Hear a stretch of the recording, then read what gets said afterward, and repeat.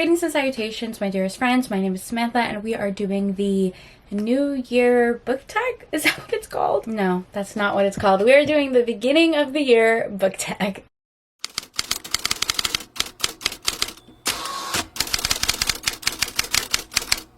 Hi, hello, how are you? Welcome back to my channel. We're doing this video a little late. Yeah, January was crazy. I've talked about it enough. I'm not going to harp on it more, but I feel like for everyone, January was just a lot. I was definitely like in a vibe of feeling like I really didn't start the year in the way that I wanted. And then I kind of realized it doesn't matter. The date doesn't matter. It's never too late to set intentions and goals and kind of just reflect on the future. So we're filming this tag. We're filming the beginning of the book year tag in February. It's just how it is. A little sick right now, but I desperately wanted to film and just yap about books. So that is what we're gonna do. I originally saw Larry do this video and also Tori from Live a Novel Life. I'll link Tori's video down below because a lot of her goals I loved. A lot of the books that were on her TBR I loved. I love the way that she like plans out her content. She just gives like aesthetic, organized book girly in her vlogs, and I love her, so I will leave her video down below. All right, let's go ahead and jump in. I didn't really plan out all of these questions. I kind of just took a screenshot and we're just going to figure things out together. So the first question is, how many books are you planning on reading in 2025? And my reading goal has been the same for the last 3 or 4 years, and that is 100 books. I feel like I average typically about 150 books a year, so like I know I'm going to read more than 100, but I'm really not a numbers girly.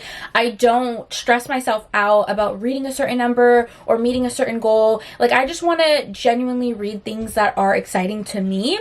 And I am such a mood reader that sometimes I could finish 2 books in a day or 2 books in a month. So it's like, you know, really just depends. I am a mood reader. I don't really stress myself too much, but I know naturally I can read 100 books, and that's including novellas and rereads and large books, all the things. Second question is a book you're likely to reread this year. Now, last year I feel like I reread so much, it almost became like a comfort thing to me whenever I was feeling sick or tired or annoyed. Like, I would always want to reread my favorite books, and I reread so many books last year, and I realized I genuinely enjoy doing that. I think before I used to think like, no, I need to read something new, no, I need to read something on my TBR, but like, I loved those books for a reason, and sometimes I kind of just want to be back in that vibe. So definitely plan on doing tons of rereads this year. Number 1, I know I will reread Marina Vivanco's book. Marina Vivanco is hands down my favorite author of all time. I talk about her endlessly because I love her. She predominantly writes on Kindle Unlimited, and she writes these beautiful queer romances filled with so much diversity and so much mental health representation, and reading her books almost feels like therapeutic for me almost. Romances are just sweepingly beautiful, and I don't know anyone who writes quite like her, and the emotion they're able to bring in me, I feel like I'm always searching for that feeling. So they're definitely comfort reads for me. I have read her entire backlist, every single book that she's written, all of her novellas, all of her bonus books, her newsletter books. I've done it all. Okay, I love her down. So I know for sure I will be rereading her books as I wait for her to publish something new. My favorite book of hers is Divine River, and that book I think I reread quarterly. Yeah, every quarter I'm like, okay, time to reread this book. It's my favorite. It makes me so happy. It gives me all the feels. This book is a male friends to lovers small town romance. It follows our hero Mike, who lives in a really small town, and he grew up in a family that wasn't entirely accepting. His entire life he knew he was gay, but he was never really comfortable of coming out because of his father. He has also started to discover that he loves to be both masculine and feminine, and just trying to figure out what that means for him. One summer, he ends up getting a new neighbor, Jason. Our other hero moves across the street from him, and they instantly become friends. This is a romance, but it really does follow Mike's personal journey as he is learning to love himself as he is simultaneously falling in love with his best friend, and it's gorgeous. It's stunning. I freaking love this book. I reread it constantly. I also really love In This Iron Ground and All That Is Flown Beyond. Those are also male romances, but they're paranormal. They follow witches and werewolves and magic, and it's just a wonderful duology. But that duology is extremely emotional. Like, it will make me bawl my eyes out. So like, that's a series I will reread like when I want to be in my feelings. You know, sometimes you need a good cry. You want to have all those emotions and it's like a rainy day. You just want to be in your bed and you just want to be in that vibe.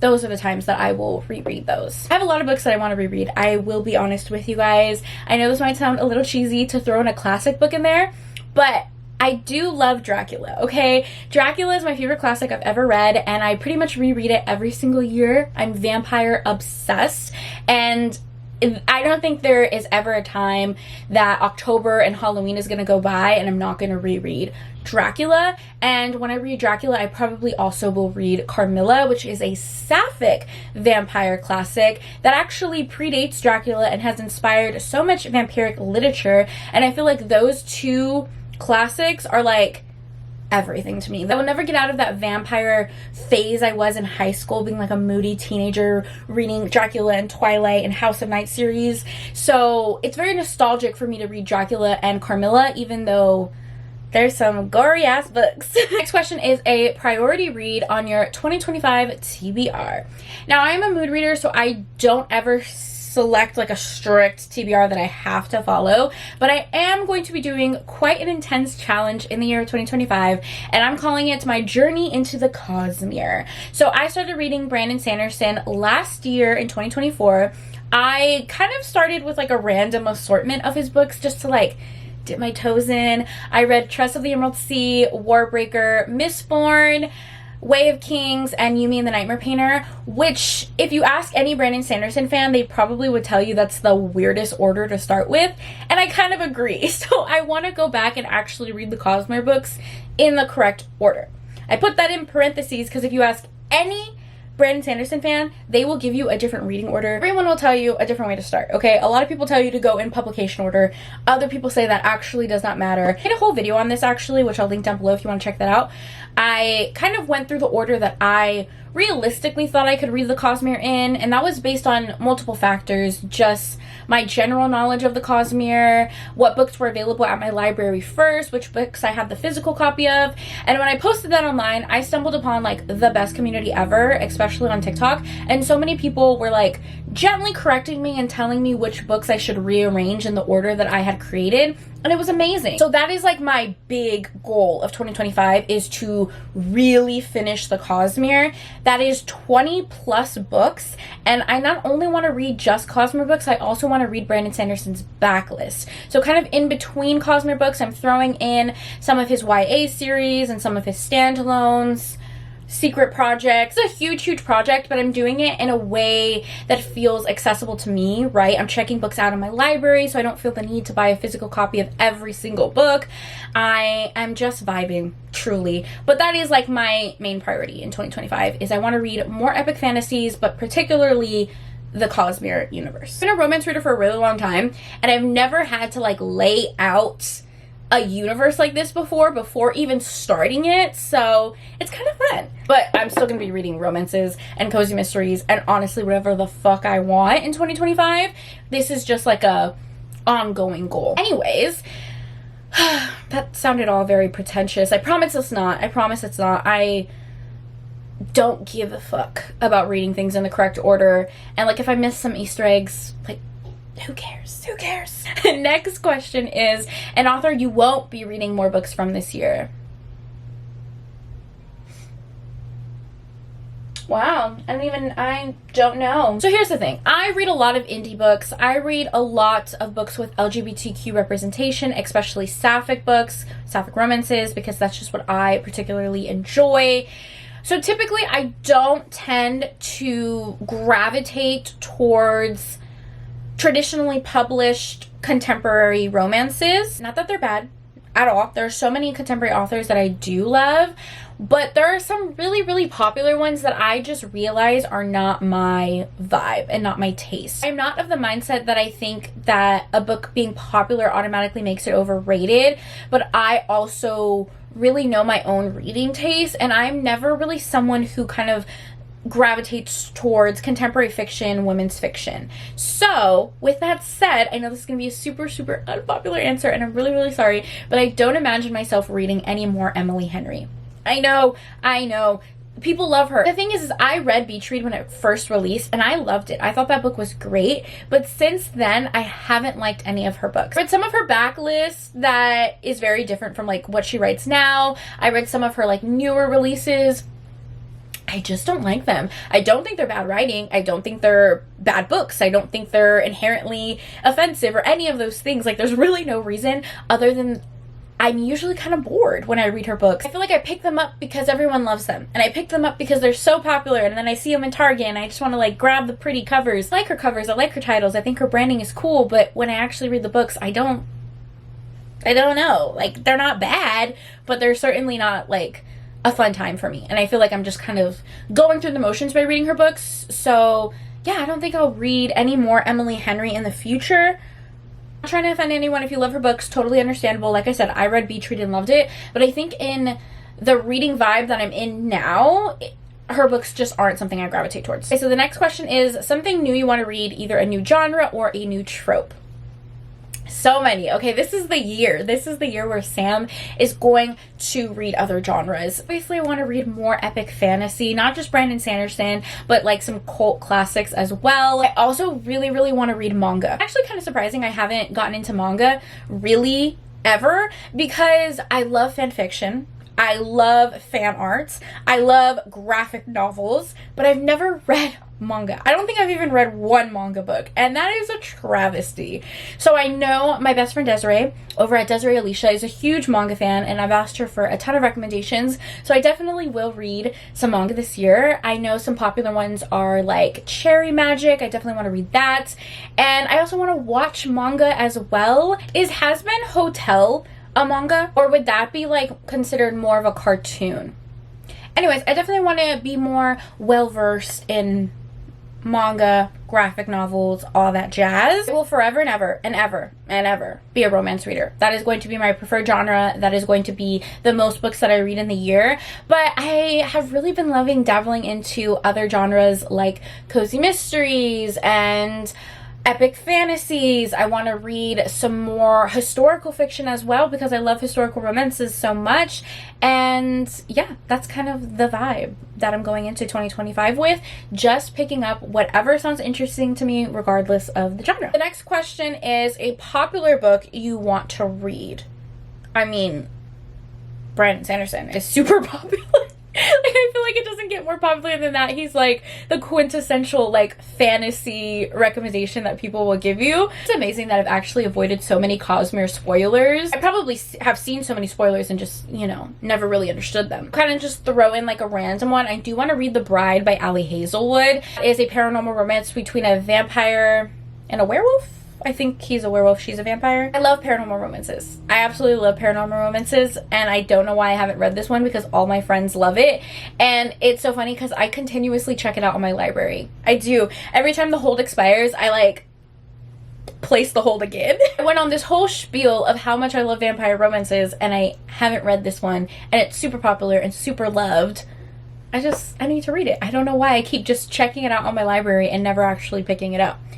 And I have like special edition copies too that are so stunning, and they're like on my Dracula shelf. Like, I just need to read the damn book. Next question is my most anticipated 2025 book releases. So many in the beginning of the year. Like, a lot of the books I was excited for came out in January and February. So one of the most books I was excited for is Hungerstone. That one is a sapphic horror vampire novel. Does that not sound like everything that is me?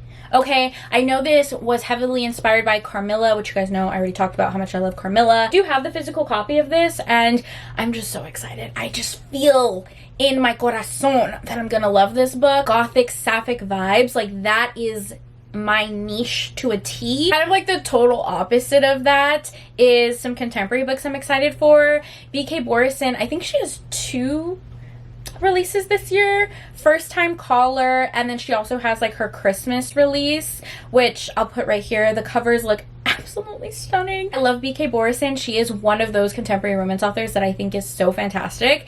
And I actually have like a couple tattoos from her books in the Love Light series. So anything she writes, I will absolutely read. Next question is a bookish goal for 2025. And that is to read more backlists. I want to read the backlists of all of my favorite authors.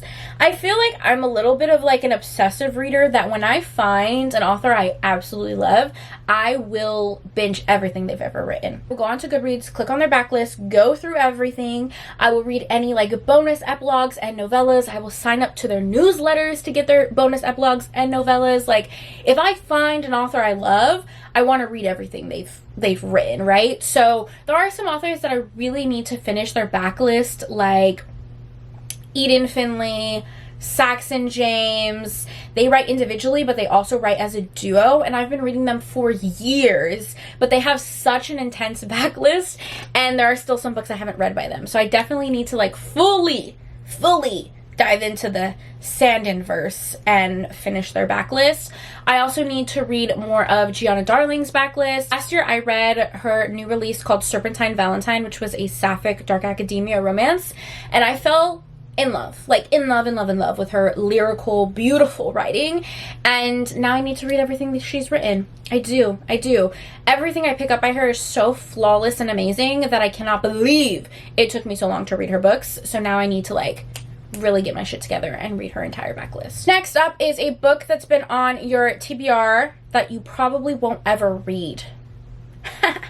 Call me the fuck out, why don't you? Let me look at my shelves.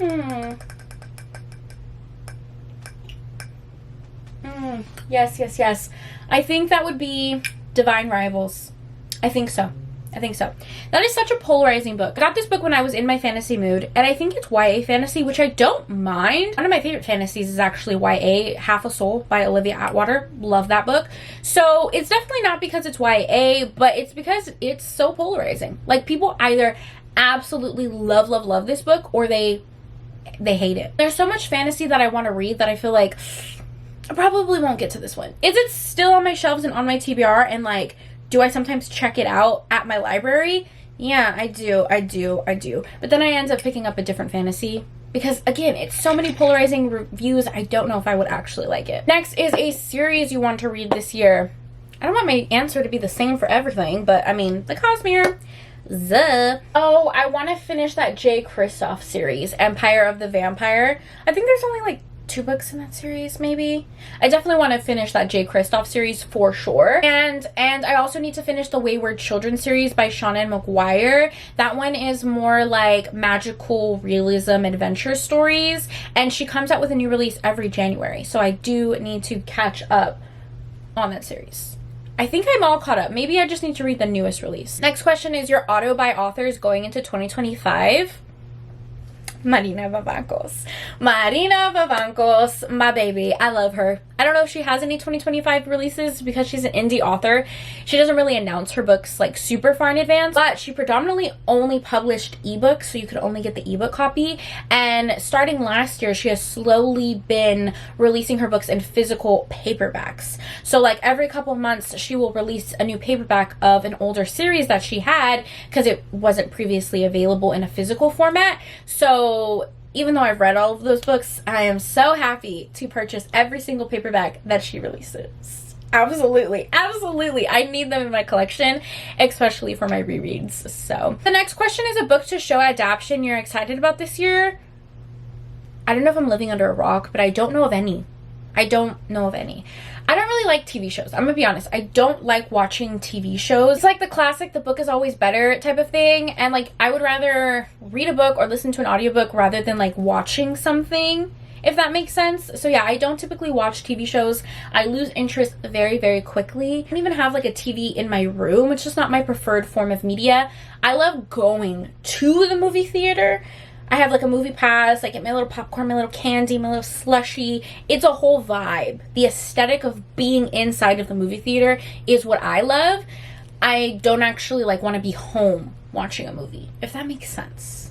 I know it's super weird. People don't understand it, but it's like not my preferred form of media. So I don't know of any To be frank, literally all that I need is for 911 to come back. Okay, I am counting down the motherfucking days until 911 comes back and we figure out what the fuck is going on with Buck and Eddie. Okay, love that show. Love that show. So I'm just waiting for that to come back, but it's not like inspired by a book or anything. Next question, a sequel you're anticipating.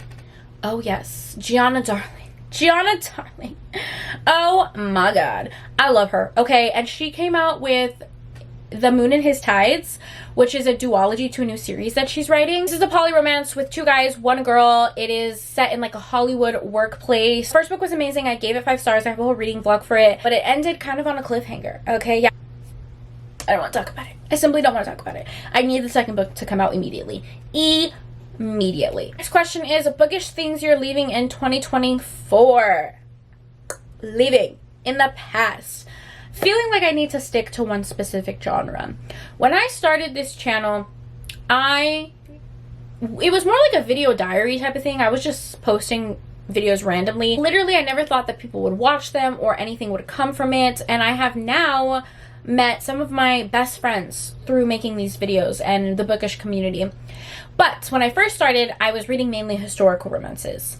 And then I kind of like transitioned into just like romances in general. And I definitely want to like not pressure myself to read one specific genre. And sometimes I feel bad about making like a random video because I feel like most of the people who watch my videos watch it for the romance content. And I'm like, do you care about fantasy books? Do you care about cozy mystery books? But I don't know. I just don't want to stick to one genre. I love so many things. Like I just love reading. I love stories. I want to be able to read whatever genre I'm feeling in that moment, whether it's romance or cozy mystery or fantasy or horror or historical fiction. I'm just like interested in everything right now, and it's a really fun time. So I feel very excited about reading and it makes me so happy. So yeah, I definitely don't want to stick to one specific genre anymore. And I feel like you might see a little bit of a change in my content. That leads to the next question is what to expect from this account. I definitely see myself doing lots of reading vlogs. I love reading vlogs. They're my favorite videos to film, to edit, and they're just so much fun. You can definitely expect to see me branch more out of my comfort zones and not only the books that I'm reading, but also the content that I'm filming. More lifestyle videos, different genres than just romance, and I'm really excited for all of it. Next is booktube creators who inspire you. I have mentioned so many in this video already, like Tori from Novel Life. I love her videos. She is so organized, and that's like the type of organization I strive to be. Like I just want like to like peek into her office. I feel like she has like all of the most beautiful color-coded markers and pens and reading journals, and I love her vibe. She makes me so happy when I watch her videos. My friend Desiree over at Desiree Alicia, her quality, the quality of her videos is fucking insane. Her knowledge when it comes to tech and cameras and editing is beautiful, and like watching her videos truly feels like I'm watching a documentary. Clear. Her videos are clear, perfectly edited. What? They're so relaxing to watch too, so she definitely inspires me. Jessica from Peace of Books and Christy from Christy Reads a Lot, also 2 of my friends who greatly inspire me. Not only do they read so much, but I also feel like they're always coming up with like fun tags and graphics. Like when I scroll through their Instagram, I love the way they do their graphics and the tags that they do, and a lot of times I'm like, can I copy that idea? I don't. Next question is something I want to say to anyone wanting to start a bookish account. Do it. Absolutely do it. Just turn on the camera and film. Whether you want to film long form content, short form content, there is absolutely a place for you, regardless of what genre you read, regardless of how you read or how much you read. There's a corner on the internet with like-minded people. I feel like it's really easy to see what's popular, maybe like on Book Talk. Like all of the popular like romantasy books and contemporary books, it might feel easy to pick up what's popular, but I promise you that there is a community for everyone. There's a community for fantasy readers, cozy mystery readers. Once you start posting, you will find your community, so don't try to copy or emulate what you think is going to be popular, if that makes sense, because then at that point you're just going to burn yourself out. I just want to do what's fun. At the end of the day, that's what I feel like everyone needs to be reminded of, is that reading is supposed to be fun. Okay, it's not a chore, it's not required reading. This is a hobby that we choose to do because it's fun, so don't lose that. Okay, don't lose the fun in it. Don't stress yourself out about the numbers or how your video looks. Just like have fun, and that will come on across the camera in a genuine way. Anyways, that's it. We've been yapping for a really, really long time. I hope you guys enjoyed this video, and I'm looking forward to all of the amazing books that we read in 2025. If you guys have stayed this long and you enjoyed the video, what emoji should you leave me? Leave me a camera emoji. Leave me a camera emoji because I want to see all of you create bookish content in 2025. If you have a bookish account, leave your bookish account down below so I can follow you, and we could be bookish besties. So leave me a little camera emoji if you stayed this long and you enjoyed this video. As always, thank you for taking time out of your day to spend time with me. It means the world to me. I hope you guys are all staying happy and healthy, and I will see you in my next video. Bye!